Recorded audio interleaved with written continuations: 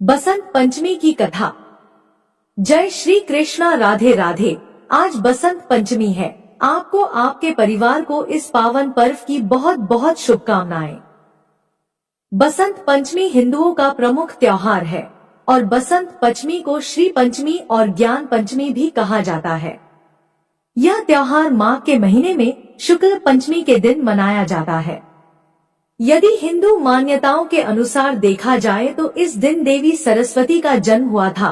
यही कारण है कि यह त्योहार हिंदुओं के लिए बहुत खास है। इस त्योहार पर पवित्र नदियों में लोग स्नान आदि करते हैं। इसके साथ ही हाथी बसंत मेला आदि का भी आयोजन किया जाता है। बसंत पंचमी के दिन को बच्चों की शिक्षा दीक्षा के आरंभ के लिए शुभ मानते हैं। इस दिन बच्चे की जीभ पर शहद से ओम बनाना चाहिए। माना जाता है कि इससे बच्चा ज्ञानवान होता है तथा शिक्षा जल्दी ग्रहण करने लगता है। 6 माह पूरे कर चुके बच्चों को अन्न का पहला निवाला भी इसी दिन खिलाया जाता है। अन्नप्राशन के लिए यह दिन अत्यंत शुभ है। पूरे वर्ष को 6 ऋतुओं में बांटा जाता है, जिसमें वसंत ऋतु, ग्रीष्म ऋतु, वर्षा ऋतु, शरद ऋतु, हेमंत ऋतु और शिशिर ऋतु शामिल है। इस सभी ऋतुओं में से वसंत को सभी ऋतुओं का राजा माना जाता है। इसी कारण इस दिन को बसंत पंचमी कहा जाता है तथा इसी दिन से बसंत ऋतु की शुरुआत होती है। इस ऋतु में खेतों में फसलें लहलहा उठती है और फूल खिलने लगते हैं एवं हर जगह खुशहाली नजर आती है। मान्यता है कि इस दिन माता सरस्वती का जन्म हुआ था, इसलिए बसंत पंचमी के दिन सरस्वती माता की विशेष पूजा का आयोजन किया जाता है। माँ सरस्वती को विद्या एवं बुद्धि की देवी माना जाता है। बसंत पंचमी के दिन माँ सरस्वती से विद्या, बुद्धि, कला एवं ज्ञान का वरदान मांगा जाता है। इस दिन लोगों को पीले रंग के कपड़े पहनकर पीले फूलों से देवी सरस्वती की पूजा करनी चाहिए एवं लोग पतंग उड़ाते और खाद्य सामग्री में मीठे पीले रंग के चावल का सेवन करते हैं। पीले रंग को बसंत का प्रतीक माना जाता है। बसंत पंचमी का त्योहार बड़ी ही धूमधाम से मनाया जाता है। इस दिन देवी सरस्वती की पूजा करने के पीछे एक पौराणिक कथा है।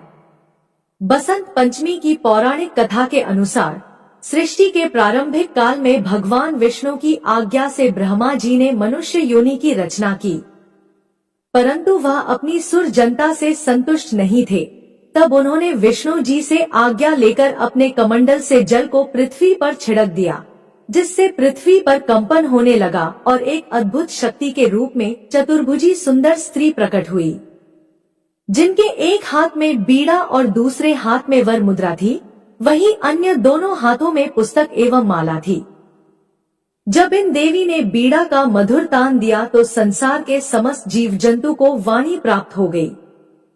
तब ब्रह्मा जी ने उस देवी को वाणी की देवी सरस्वती कहा। सरस्वती को बागेश्वरी, भगवती, शारदा, बीड़ा वादिनी और भाग्य देवी सहित अनेक नामों से पूजा जाता है।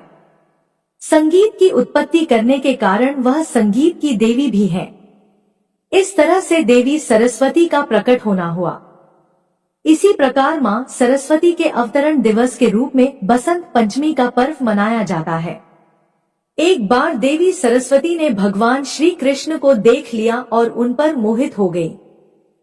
वह उन्हें पति के रूप में पाना चाहती थी, किंतु जब भगवान श्री कृष्ण को पता चला तो उन्होंने कहा कि वह केवल रुक्मिणी के प्रति समर्पित है। लेकिन सरस्वती जी को मनाने के लिए उन्होंने वरदान दे दिया कि आज से माघ माह के शुक्ल पक्ष की पंचमी को समस्त विश्व आपकी विद्या के रूप में ज्ञान की देवी के रूप में पूजा करेगा।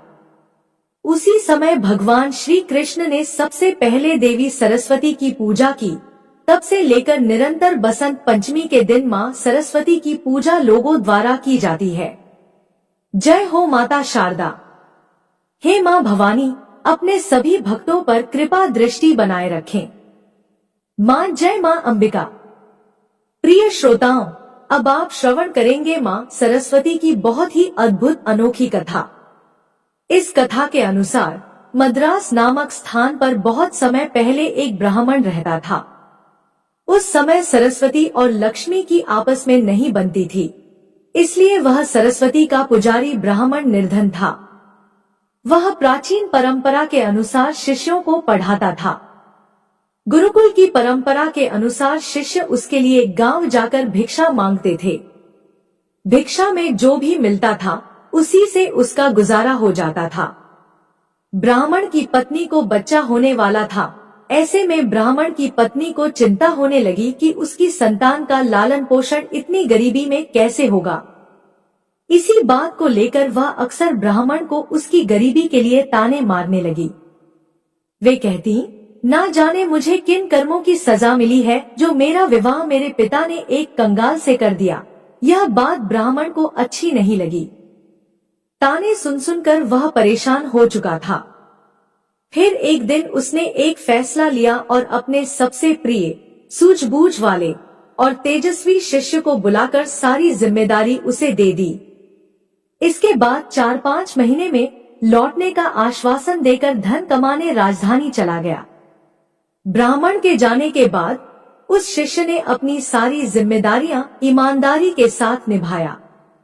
आसपास के गांव वालों को जब पता चला तो सब लोगों ने मिलकर ब्राह्मण के यहाँ अनाज और जरूरत की बाकी सामान भिजवा दिया। आश्रम में बाकी शिष्यों को वह शिक्षा देने लगा। इस तरह सब कुछ सही रास्ते पर चलने लगा। एक रात को ब्राह्मणी ने पुत्र को जन्म दिया।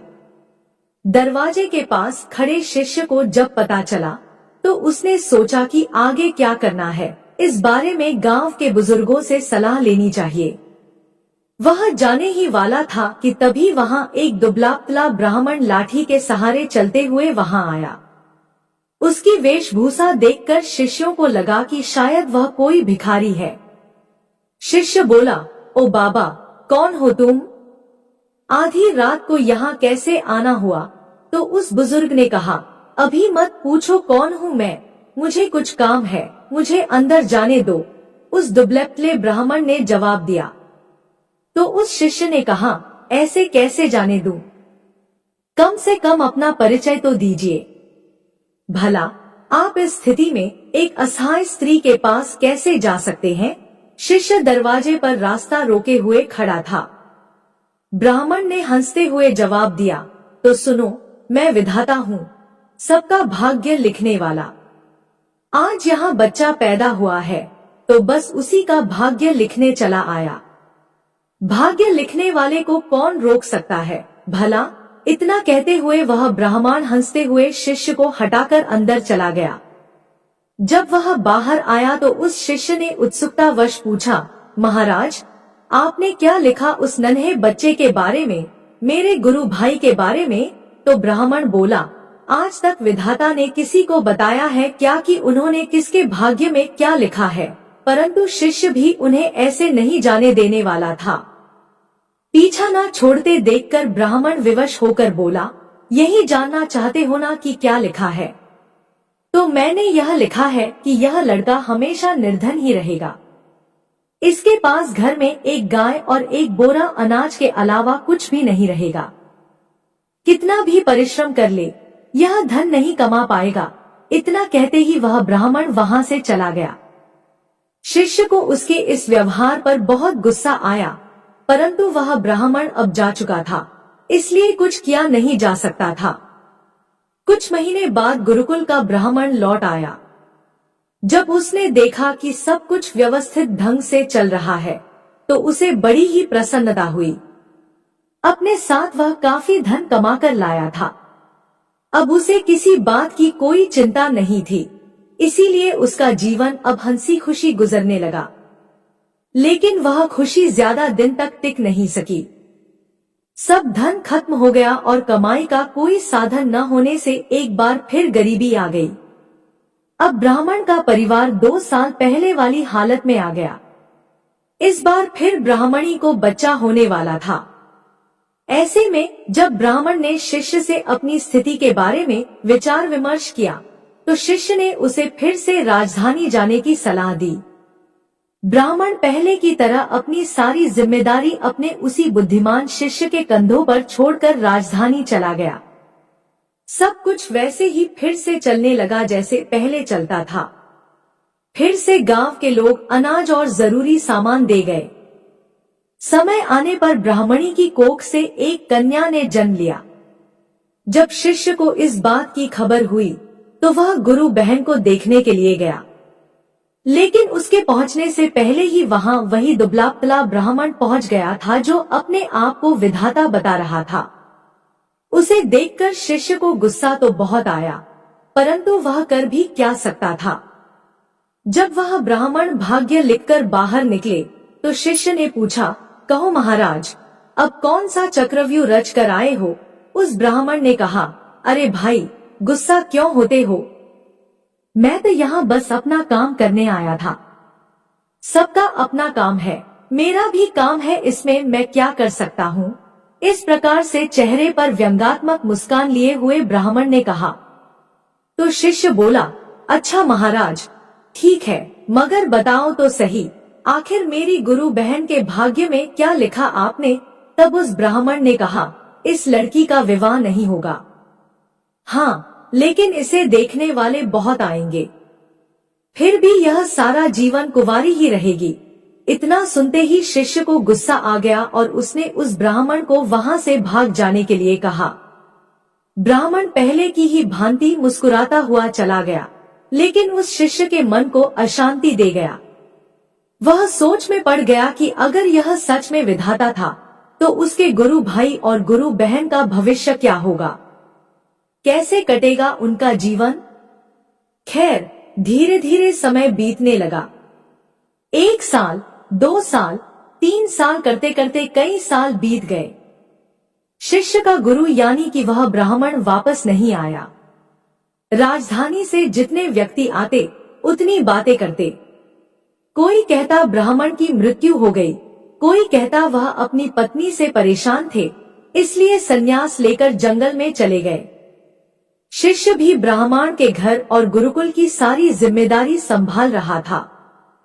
सबके साथ साथ उसने अपने गुरु भाई और गुरु बहन को भी शिक्षा देकर उन्हें शिक्षित कर दिया।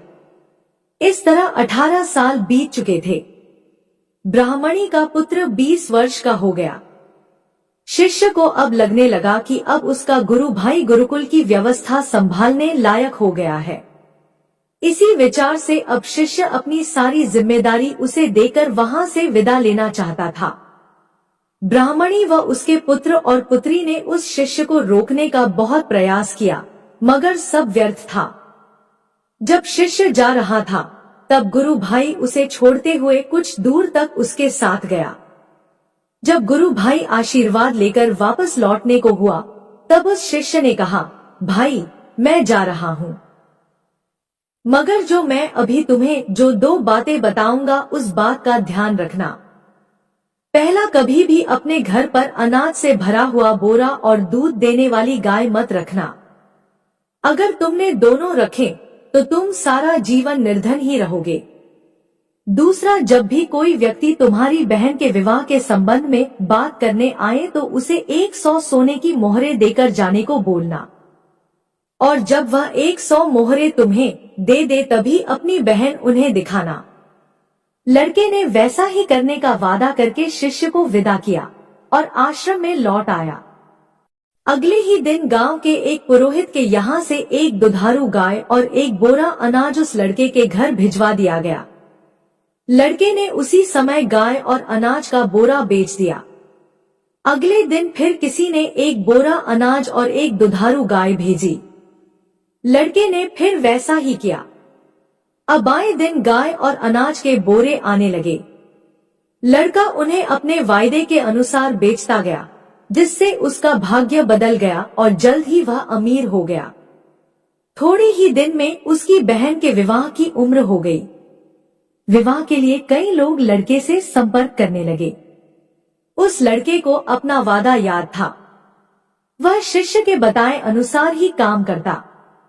इस तरह वह और भी धनी हो गया और उसका जीवन सुखमय हो गया। इसी तरह कई साल बीत गए। एक दिन उस शिष्य का मन हुआ कि क्यों न अपने गुरु के परिवार को देख आए, देख लिया जाए कि उनका भाग्य कैसा चल रहा है। इसी विचार के साथ वह चल दिया। अभी वह गांव के बाहर ही पहुंचा था कि उसे वही दुबला पतला ब्राह्मण एक गाय, एक बोरा अनाज और एक पोटली में मुद्राएं ले जाते हुए दिखाई दिया। उसने आवाज लगाते हुए कहा, अरे महाराज, कहाँ जा रहे हैं? ब्राह्मण ने उसकी ओर देखा और गुस्से में ऊंची आवाज में बड़बड़ाना शुरू कर दिया। उस ब्राह्मण ने कहा, आ गए जले पर नमक छिड़कने। देख लो, यह सब तुम्हारा ही किया धरा है। रोज एक दूध देने वाली गाय, एक बोरा अनाज और 100 मुद्राएं देते देते मेरी ऐसी की तैसी हो रही है। दिमाग काम नहीं करता है कि तुम्हारे इस चक्रव्यूह से कैसे निकलूं। तो उस शिष्य ने कहा, मेरा चक्रव्यूह महाराज, आप भूल रहे हैं कि भाग्य तो आप लिखते हैं। फिर भला मैं कैसे आपको किसी भी चक्रव्यूह में फंसा सकता हूँ? शिष्य ने चुटकी लेते हुए उनसे कहा। तो उस ब्राह्मण ने कहा, बेटा, मैं तेरी बुद्धि से हार चुका हूँ, मेरी सहायता कर और मुझे इस झंझट से निकाल। तब उस शिष्य ने कहा, महाराज, झंझट से निकलना है तो यह उन दोनों की भाग्य रेखाएं मिटा दीजिए। आप तो जानते हैं कि यह कलयुग है। आज का इंसान स्वयं अपनी बुद्धि से अपना भाग्य बनाता है। उदाहरण आप देख ही रहे हैं। तो उस ब्राह्मण ने कहा, ऐसे कैसे मिटा दूं मैं भाग्य की रेखाएं? शिष्य ने कहा, तो फिर उठाइए झंझट। मैं कुछ नहीं कर सकता। ब्राह्मण ने कहा, अरे नहीं बेटा, मेरा कुछ ख्याल करो। कब तक इसी काम में फंसा रहूंगा मैं भी मजबूर हूँ। शिष्य ने कहा, मैं भी मजबूर हूँ महाराज। अपने गुरु को वचन दिया है कि उनके परिवार का ख्याल रखूंगा। अब ऐसे में उनका साथ कैसे छोड़ दूं? वैसे भी इस दुनिया में कुछ पाने के लिए कुछ खोना पड़ता है, और फिर मुझे तो अपनी बहन का विवाह भी करना है। अगर आप मेरी बात मान ले तो आपको अपनी समस्या का हल मिल जाए। कुछ देर सोच विचार करने के बाद उस ब्राह्मण ने गाय, अनाज का बोरा और मुद्राओं की पोटली उस शिष्य को दे दिया और बोले, जाओ, मिटा दिया उनकी भाग्य की रेखाएं। तुम्हें उनका जैसा भी भाग्य बनाना है बना लो, मैं कोई रुकावट नहीं डालूंगा। लेकिन हाँ, मेरी एक विनती है कि इस बारे में तुम किसी को बताना नहीं तो कोई भी मेरा आदर नहीं करेगा, किसी को मेरा भय नहीं रहेगा, जिसके कारण कोई मुझे याद नहीं करेगा। इतना कहते हुए ब्राह्मण जो भाग्य था वहां से चला गया, जो खुद को विधाता बता रहा था। इससे यह सिद्ध हो गया कि मनुष्य अपनी बुद्धि से अपना भाग्य बदल सकते हैं। यदि मनुष्य अपने लक्ष्य के लिए पूरी तरह से समर्पित है तो ऐसी कोई चीज नहीं है जो वह हासिल नहीं कर सकते। परेशानियों में ही मनुष्य की सफलता का रहस्य छुपा होता है। यह तो मनुष्य के मानसिकता पर निर्भर करता है कि उनका जीवन कैसा होने वाला है। यदि मनुष्य का भाग्य रूठा हुआ है तो भी कोशिश करने से अपनी बुद्धि से वह अपने भविष्य को बदल सकता है। मनुष्य में अथाह क्षमता है कि वह अपने भाग्य को बदल दे, किंतु मनुष्य अपने भाग्य पर ही रोता रहता है। भाग्य भी उसकी परीक्षा लेता है। पार्वती पते हर हर महादेव। ओम नमः शिवाय। अब आइए श्रवण करते हैं माता लक्ष्मी और माता सरस्वती की एक कथा का। एक बार की बात है, सरस्वती माता ब्रह्मा लोक में अपनी वीणा बजा रही थी। तभी माता लक्ष्मी वहां प्रकट हुई। माता सरस्वती ने उनका स्वागत किया और उन्हें आसन पर बैठाया। तब माता सरस्वती ने उनसे यहाँ आने का कारण पूछा। तब माता लक्ष्मी ने अभिमान के साथ कहा, मैं तो लक्ष्मी हूँ, मुझे जन कल्याण के कार्य में बहुत व्यस्त रहना पड़ता है। आज थोड़ा समय मिला है तो सोचा आपसे मिलाऊं। मुझे सबको धन, वैभव और सुख देना होता है। मेरे बिना तो इस दुनिया का चल पाना ही असंभव है। प्रिय श्रोताओं, वहीं आगे माता लक्ष्मी ने मां सरस्वती पर कटाक्ष मारते हुए कहा कि अगर उन्हें भी सिर्फ ब्रह्मा लोक में वीणा बजाना होता तो उनके पास समय ही समय होता। माता लक्ष्मी की अहंकार भरी बातें सुनकर माता सरस्वती को बहुत क्रोध आया, जिसके बाद उन्होंने मां लक्ष्मी को कटाक्ष करते हुए कहा, देवी लक्ष्मी, सत्य है आप वैभव की देवी हैं, लेकिन फिर भी आपको चंचला कहा जाता है। आप कहीं भी बिल्कुल भी स्थिर नहीं रहती। लेकिन मैं आपके बिल्कुल विपरीत हूँ। मैं जिस जगह जाती हूँ वहाँ आजीवन के लिए बस जाती हूँ। आपको तो कोई भी चुरा सकता है, डाका डाल सकता है, लेकिन मैं नहीं, बल्कि मैं तो बांटने से बढ़ती हूँ। मेरा प्रचार प्रसार जितना होगा मैं तो उतनी ही बढ़ती जाऊंगी कि कोई भी मनुष्य कितना भी धनी क्यों न हो, जब तक मैं उसके साथ नहीं होती उसका जीवन मिट्टी के समान होता है। मां सरस्वती क्रोध में आज आग बबूला हो रही थी। साथ ही उन्होंने यह भी कहा कि उनके मंत्रों के बिना भगवान विष्णु की पूजा अधूरी है।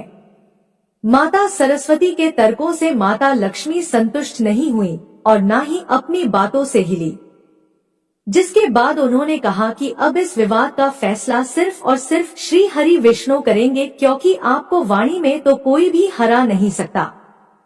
अब इसके बाद दोनों देवियां फैसला कराने के लिए भगवान विष्णु के लोक विष्णु लोक को गईं। तो वहां पहले से ही देवी गंगा भगवान विष्णु के चरणों में बैठी हुई थी। श्री हरि को ध्यान में लीन देखकर माता लक्ष्मी उनके पास जाकर बैठ गई, लेकिन कोई भी माता सरस्वती को बैठने के लिए नहीं कहता। तब यह सब देखकर माता सरस्वती को बड़ा ही क्रोध आया। उन्होंने कहा, हे देवी लक्ष्मी, आप ही मुझे यहाँ लेकर आई हैं और आप मुझे बैठने के लिए नहीं कह रही हैं। मुझे आपने कोई स्थान नहीं दिया।